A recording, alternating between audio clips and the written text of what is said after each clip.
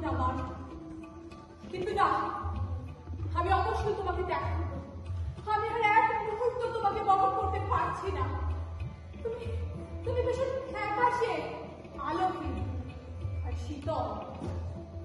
কিন্তু তুমি এমন অভিযোগ করছো, আমি কি তোমাকে প্রকৃত খ্যাতি দিইনি? তিনি শ্রদ্ধা, সম্পদ আরো আলো ভালোবাসা ছাড়া এসবের কি মূল্য আছে? কি তোমার জীবনে প্রেম ভালোবাসা নেই?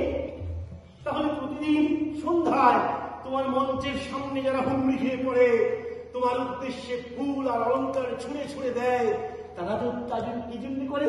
হ্যাঁ, তাদের মধ্যে একজন আবার নিজেকে গুলিও করেছিল, কারণ তুমি তার দেয়া ফুল গ্রহণ করোনি, মানিয়ে গিয়েছিলে।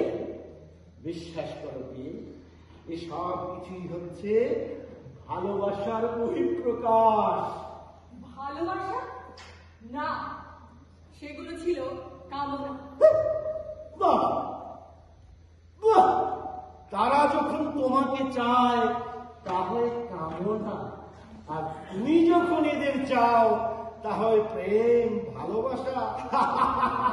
না না, ভালোবাসা অনুভব করা যায়, তা চেপে রাখা যায় না। কারণ কেউ অবশ্য